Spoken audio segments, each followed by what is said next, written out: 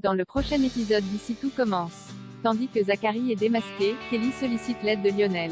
Rose souhaite quant à elle venir en aide aux élèves de 3e année. Attention, les paragraphes qui suivent contiennent des spoilers sur l'épisode d'Ici tout commence diffusé demain soir sur TF1. Si vous ne voulez rien savoir, ne lisez pas ce qui suit. Vendredi 10 juin dans Ici tout commence. Zachary est démasqué à la terrasse du Double A, Greg chambre Mehdi à propos de leur défaite face à Tessier. Selon le commis de l'Andira, leur victoire était largement méritée car sa création était très bonne. Axel s'immisce dans la conversation et Greg ne manque pas l'occasion de lui demander si la victoire de son oncle lui a au moins permis de récupérer sa femme. À ce moment-là, la famille Tessier arrive à l'institut et elle est accueillie par un tonnerre d'applaudissements. Peu de temps après, Emmanuel confie à Constance qu'il ne pensait pas qu'elle choisirait son dessert. Cette dernière lui fait remarquer que ce n'est pas uniquement le sien.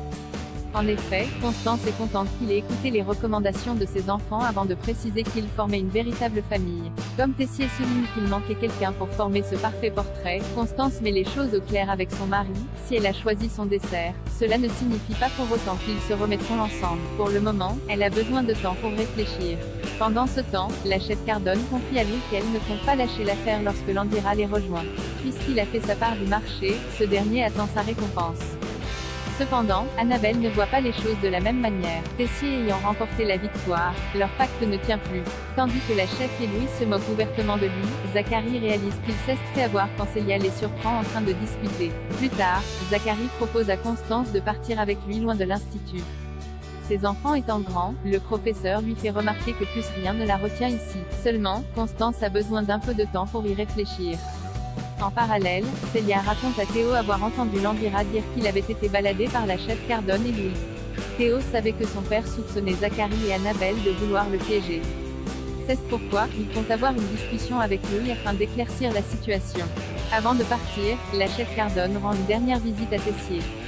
Mais les deux chefs se quittent quelques semaines avant de se retrouver pour la finale du concours national de pâtisserie. Après avoir refusé une fois de plus sa proposition, Tessier déclare avoir vu clair dans son jeu. La perspicacité d'Emmanuel amuse beaucoup Annabelle qui lui révèle que Zachary conspirait également dans son dos. Une annonce qui bouleverse le directeur. De son côté, Théo confronte Louis. Ce dernier nie en bloc ses accusations mais le fils d'Emmanuel le menace de tout balancer à sa sœur. Au pied du mur, il lui dit la vérité. En rentrant chez lui, Théo rapporte à son père son échange avec Louis. Si Tessier savait que l'Andira était impliqué, il n'était cependant pas au courant que la chef Cardone lui avait promis une pâtisserie à Paris. Tessier demande à son fils de garder cette information pour lui. En effet, ce dernier ne compte pas balancer cette information n'importe comment. Mais une chose est sûre, Zachary est foutu. Kelly sollicite l'aide de Lionel pour les examens. Tom et Ambre révisent pour les examens de fin d'année lorsque Kelly les rejoint et leur annonce qu'ils auront du canard à l'épreuve de cuisine. En effet, Laetitia est tombée par hasard sur la liste des ingrédients qui allaient être commandés pour l'épreuve. Grâce à cette information, le trio prépare un plan d'attaque. En cuisine, les trois apprentis chefs essaient plusieurs recettes d'Auguste Armand mais se retrouvent rapidement en difficulté. Un peu plus tard, Lionel rejoint Kelly en cuisine et cherche à savoir pourquoi il y a autant de canards. Après l'avoir mis dans la confidence, la jeune femme sollicite l'aide de son copain pour se préparer aux examens. Lionel demande donc à Greg de l'épauler. Comme il refuse, Lionel finit par lui avouer que Kelly est au courant que le canard va tomber à l'épreuve. Greg lui fait la morale et regrette que son ami n'ait pas retenu la leçon après les événements de l'année dernière. Sans surprise, il refuse catégoriquement d'être impliqué là-dedans. Pour lui, c'est Lionel le canard dans cette histoire. Rose souhaite venir en aide au ELEVES de TROISIEMEANNE. Rose réunit les 3e années et indique vouloir leur parler individuellement de ce qui les attend après l'institut et les différents chemins qui s'offrent à eux. Anaïs est la première à passer. Le sybarite n'étant plus d'actualité, Rose lui demande si elle a candidaté ailleurs. L'étudiante lui confie ne plus vouloir être maître d'hôtel.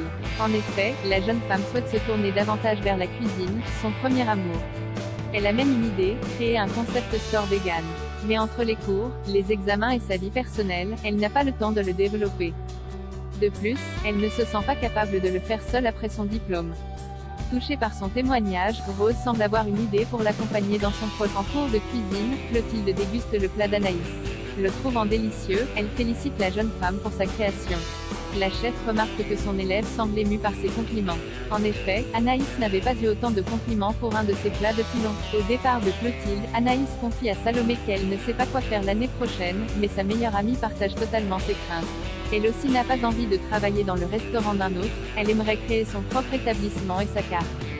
Anaïs la pousse à se lancer mais Salomé pense qu'elle n'a pas encore un style assez précis pour le faire. Non loin de là, Rose parle à Antoine de ses échanges avec les étudiants.